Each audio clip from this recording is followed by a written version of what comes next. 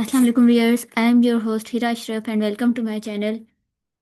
Last video में हमने discuss की थी लर्निंग की दो टाइप्स, एक cognitive learning and observational learning. अब इस वीडियो में हम डिस्कस करेंगे trial and error method of learning. Learning का थर्ड मेथड है trial and error method. Trial and error method क्या होता है? नाम से पता चलता है, ट्रायल मतलब बार बार ट्राई करना, और एरर मतलब गलतियों से सीखना, बार बार कोई काम ट्राई करके और अपनी गलतियों से सीखना। और जितने ज़्यादा ट्रायल्स बढ़ेंगे उतनी एरर कम हो जाती है। तो ट्रायल एंड एरर मेथड क्या होता है? Trial and error learning is defined as a process where an individual attempts various solutions to a problem, discarding those that are ineffective until the correct solution is found। इसमें क्या होता है कि एक जो भी इंडिविजुअल होता है वो किसी प्रॉब्लम के लिए डिफरेंट ऑप्शंस या डिफरेंट अल्टरनेटिव्स ट्राई करता है, डिफरेंट सॉल्यूशंस ट्राई करता है। जो एक दफ़ा ट्राई करके उसको पता चल जाता है अच्छा ये उसका सॉल्यूशन नहीं है सही, तो वो दोबारा उसको ट्राई नहीं करेगा। और एट द एंड क्या होता है कि ओरिजिनल रिस्पॉन्स रह जाता है। मतलब एरर शुरू में क्या होता है कि एरर ज़्यादा होती हैं, वक्त के साथ साथ एरर्स कम होती जाती हैं, और एक टाइम आता है एरर ख़त्म हो जाती है और करेक्ट सॉल्यूशन रह जाता है। इसको कहते हैं trial and error method. Trial and error methods are method of learning in which various responses are tentatively tried and some discarded until a solution is attained। कि मतलब डिफरेंट रिस्पॉन्सेज को check किया जाता है और at the end right response रह जाता है। फॉर एग्जांपल, जैसे अगर हम किसी किसी स्टूडेंट को कह दें कि जी किसी स्टूडेंट का फर्स्ट डे हो और हम उसको जाके कहें कि फ़ैन ऑन कर दो, तो वो जाएगा सारे बटन्स चेक करेगा, चेक करके फिर उसको समझ आएगा अच्छा ये वाला बटन है। नेक्स्ट डे हम फिर उसको यही बात करें जाओ फ़ैन ऑन करो, फिर उसको हो सकता है कुछ कोई बटन याद रह गया हो कि अच्छा ये लाइट का है, ये वाला फ़ैन का नहीं है। फिर 3-4 दिन अगर यही चीज़ होगा हो रिपीट हो, तो एक टाइम आएगा कि उसको ट्राई करने की ज़रूरत नहीं पड़ेगी, वो डायरेक्ट जाके करेक्ट बटन ऑन करेगा। तो this is trial and error method, कि हम ज़िंदगी में कुछ चीज़ें ट्राई करके सीखते हैं, और जितनी ज़्यादा ट्रायल्स होते हैं उतना एरर का चांस कम हो जाता है, उतनी गलती कम हो जाती है। This is trial and error method. अब जो ट्रायल एंड एरर मेथड है ये E.L. थॉर्नडाइक ने दिया था। E.L. Thorndike was the chief exponent of the theory of connectionism of trial and error।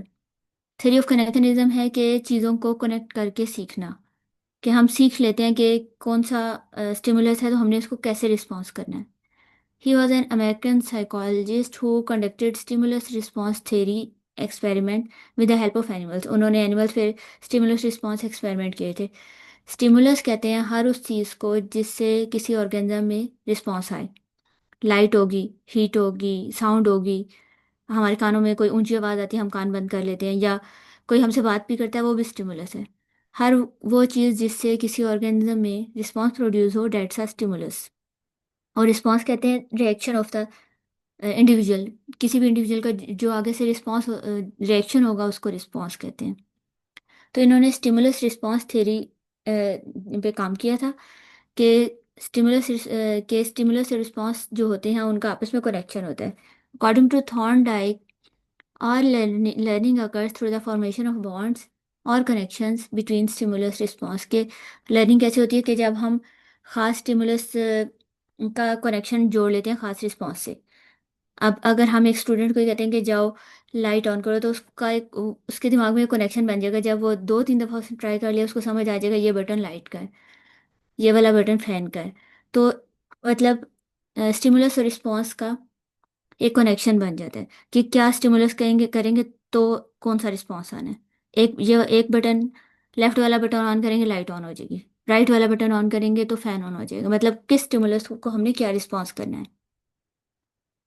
तो अब जो थॉर्नडाइक हैं उन्होंने ट्रायल एंड एरर पे एक्सपेरिमेंट्स किए थे एनिमल्स पे, खासतौर पे कैट्स पे किए थे इन्होंने।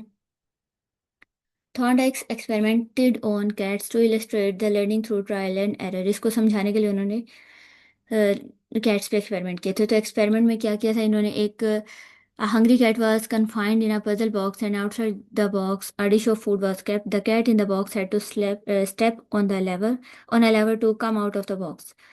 The cat in the box made several random movements of jumping and running to get out of the box. The cat at last succeeded in stepping the lever. The door of the puzzle box opened and the cat came out and ate the food। तो इस experiment में क्या था कि ये है एक, इन्होंने एक बॉक्स डिज़ाइन किया था जिसमें एक कैट को बंद कर दिया था, और बॉक्स के बाहर उन्होंने फूड रख दी थी। तो और वो कैट हंग्री भी थी। तो फिर उस बीच में एक लेवर एक लटकाया हुआ था, एक बटन टाइप लेवर टाइप था। और उसको जैसे ही कैट ने उसको प्रेस करना था, डोर ओपन हो जाना था। तो शुरू में जब हमने बिल्ली को उसमें डाल दिया, कैट को उसमें बॉक्स में डाला, तो शुरू में वो इधर उधर जंप वगैरह करती रही, इधर उधर घूमती रही। फिर बाय चांस उसका पाँव आ गया लेवर पे और डोर ओपन हुआ और उसने फूड खा ली। फिर इसी चीज़ को थॉर्नडाइक ने बार बार रिपीट किया। तो जब यही एक्सपेरिमेंट बार बार रिपीट हुआ, तो एक टाइम ऐसा आया कि बिल्ली को ये कनेक्शन समझ आ गया कि लेवर को प्रेस करना है तो डोर ओपन हो जाएगा और फूड मिल जाएगी। तो ये स्टिमुलस जो है इसमें लेवर है, और रिस्पॉन्स स्टिमुलस के मतलब उसने क्या किस स्टिमुलस को कैसे करना है और क्या रिस्पॉन्स आएगा। स्टिमुलस इसमें प्रेसिंग द लेवर, और रिस्पॉन्स है कि डोर ओपन हो जाता था। तो बिल्ली ने ये कनेक्शन सीख लिया, और फिर एट लास्ट मतलब एरर का चांस ख़त्म हो गया। और एक टाइम ऐसा आया कि जब थॉर्नडाइक ने कैट को बॉक्स में डाला तो वो फ़ौरन से बाहर निकल आई, क्योंकि उसको ये कनेक्शन समझ आ गया था। The cat was put again in the box for next trial. बार बार मतलब उसको किया गया। The cat tried again and it soon succeeded in stepping the lever. It repeated for several time. Thorndike noticed as the repetition increases the error also reduce. Thorndike ने क्या notice किया था कि जितनी ज़्यादा ट्रायल्स होते हैं, उतना गलती का चांस, एरर का चांस कम हो जाता है। Thorndike's cat showed slow gradual and continuous improvement in performance over successive trials. तो वक्त के साथ साथ जितने ज़्यादा ट्रायल्स होते गए, इम्प्रूवमेंट आती गई कैट की परफॉर्मेंस में। तो इससे कंक्लूजन क्या निकला? Thorndike concluded that learning of cat in the puzzle box can be explained in terms of formation of direct connectionism between stimulus and response. के कैट ने जो स्टिमुलस था और रिस्पॉन्स का था, जो उसने स्टिमुलस को प्रेस करना था और रिस्पॉन्स उसको फूड मिलनी थी, डोर ओपन होना था। तो उसने इन दोनों का कनेक्शन सीख लिया था कि जैसे ही वो लेवर को प्रेस करेगी तो रिस्पॉन्स में उसको फूड मिल जाएगी।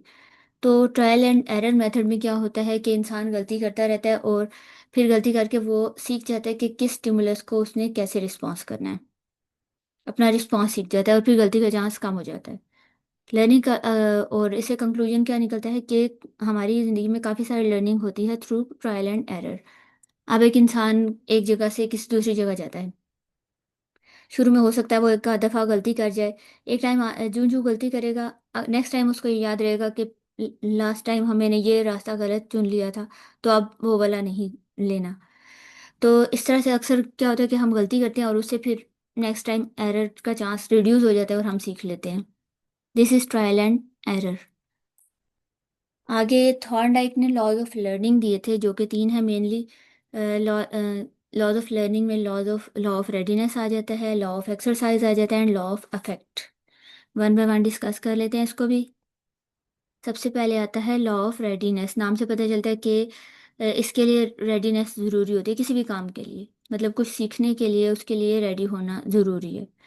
This law state that learning can only takes place when a person is ready to learn. जब एक इंसान फिजिकली मेंटली रेडी होगा, जब उसका मोटिवेशन लेवल होगा, तो फिर क्या होगा कि लर्निंग भी ज़्यादा होगी, उसमें सेटिस्फेक्शन भी ज़्यादा होगी। Learning is more effective when an individual is both physically and mentally prepared and motivated to learn. When an individual feels ready, जब एक इंसान को पता होगा कि जी मैं रेडी हूँ अब सीखने के लिए, दे लर्न मोर इफेक्टिवली, तो ज़्यादा अच्छे तरीके से सीख सकते हैं, एंड सेटिस्फेक्शन लेवल भी ज़्यादा होगा। एग्जाम्पल्स, जैसे अब हम लेक्चर स्टार्ट करते हैं, अक्सर टीचर उससे पहले कोई क्वेश्चन पूछ लेते हैं जिससे क्यूरियोसिटी आ जाती है स्टूडेंट्स में कि अच्छा कुछ नया सीखना है। कोई भी नया कॉन्सेप्ट अगर हो तो पहले स्टूडेंट से पूछ लेना, तो उससे क्या होता है कि स्टूडेंट्स में क्यूरियोसिटी आ जाती है कि क्या नया सीख रहे हैं, या कोई एक्टिविटी से स्टार्ट ले लें आप। इसके साथ साथ स्टूडेंट्स को का मेंटल लेवल के अकॉर्डिंग होना चाहिए। अगर एक हम 2 क्लास के लेवल के बच्चे को हम 4-5 क्लास का पढ़ाने लग जाएं कोर्स, तो वो उसके लिए मेंटली रेडी नहीं होगा। उसकी मेंटल एबिलिटी से ज़्यादा है वो। तो मतलब इंसान के मेंटली रेडी भी होना ज़रूरी है, कि मतलब एक तो वो मोटिवेटेड हो, उसको सीखने का शौक भी हो, और साथ साथ उसमें इतनी काबिलियत भी हो कि वो सीख सकता है। अब एक 2 क्लास का बच्चा है, उसको हम 4-5 क्लास का कोर्स अगर पढ़ाएंगे तो उसको समझ ही नहीं आएगी, क्योंकि वो मेंटली उस चीज़ के लिए प्रिपेयर ही नहीं है। तीसरी चीज़ के ऑब्जेक्टिव्स क्लियर होने चाहिए। मोटिवेशन के लिए ज़रूरी होता है कि अगले बंदे को एनजाइटी ना हो। मतलब अगर कुछ भी वो नया सीख रहा है तो उसको ये पता हो कि कोई भी वो काम सीख रहा है या कोई भी वो कोर्स सीख रहा है, कोई नई फील्ड पढ़ रहा है, तो उसका नो हाउ होनी चाहिए उसको। तो उससे क्या होगा, कम से कम एनजाइटी होगी और मोटिवेशन लेवल ज़्यादा होगा। नेक्स्ट लॉ है लॉ ऑफ एक्सरसाइज। एक्सरसाइज किस चीज़ को बार बार करना। मतलब the more a person practice something the better he और she is able to retain the knowledge. जितना ज़्यादा आप किस चीज़ को प्रैक्टिस करेंगे उतना ज़्यादा लर्निंग होगी, उतना ज़्यादा उस चीज़ को याद रखेंगे। चाहे वो नॉलेज के मामले में हो, चाहे वो किसी स्किल के मामले में हो, किसी भी चीज़ में जितनी ज़्यादा एक्सरसाइज होगी उतना ज़्यादा लर्निंग होती है। फॉर एग्जाम्पल, जैसे अब हम एक टीचर बच्चों को कह देते हैं स्पेलिंग मिस्टेक्स के को कम करने के लिए कि आप स्पेलिंग को बार बार लिखें, तो ये भी एक्सरसाइज ही है।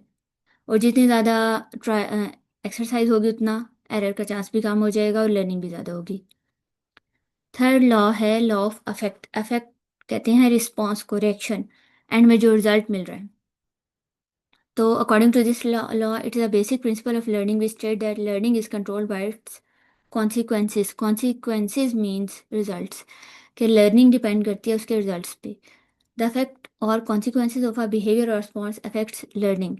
जो किसी भी बिहेवियर का रिजल्ट है वो डिसाइड करता है कि आगे वो बिहेवियर होगा कि नहीं होगा। Learning is strengthened when associated with a reward और सेटिस्फाइंग फीलिंग। अगर रिजल्ट अच्छा होगा तो वो काम बार बार इंसान करेगा, अगर रिजल्ट अच्छा नहीं होगा तो वो नहीं करेगा। Learning become more likely to happen again in the future. Learning is weakened when associated with a unpleasant feeling और नेगेटिव कॉन्सिक्वेंसेज। और अगर अनप्लेजेंट फीलिंग हो एंड में या कोई नेगेटिव रिजल्ट हो तो क्या होगा, learning become less likely to occur again in the future. वो चीज़ रिपीट नहीं होगी। जैसे अब एक स्टूडेंट है, अगर वो अच्छा पढ़ता है उसको कोई रिवॉर्ड मिलता है तो वो आगे और मेहनत करेगा। अगर एक स्टूडेंट है कोई मिसबिहेव करता है तो उसको आगे पनिश कर दिया जाता है, तो आगे चांसेस हैं कि वो अपनी पनिशमेंट से सीखेगा और कम हो जाएगा उसका मिसबिहेवियर। मतलब कि रिजल्ट्स डिसाइड करते हैं कि कोई बिहेवियर बढ़ेगा या कम होगा। तो according to this three laws laws, एक तो लर्निंग के लिए इंसान का उस चीज़ के लिए रेडी होना ज़रूरी है, मेंटली फिजिकली। दूसरा, एक्सरसाइज बार बार कोई काम करेंगे तो फिर वही चीज़ याद रहती है, नहीं तो इंसान भूल जाता है। थर्ड है लॉ ऑफ अफेक्ट के जो रिजल्ट्स होते हैं और कॉन्सिक्वेंसेज होते हैं वो डिसाइड करते हैं कि कोई काम बार बार रिपीट होगा या नहीं होगा।